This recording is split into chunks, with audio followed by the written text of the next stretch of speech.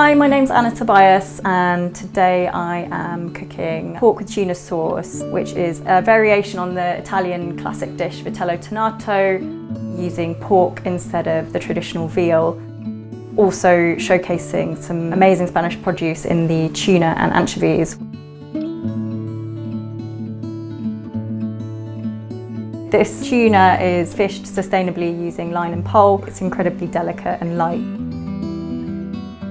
In many ways you can't have too much of this sauce because it's really delicious.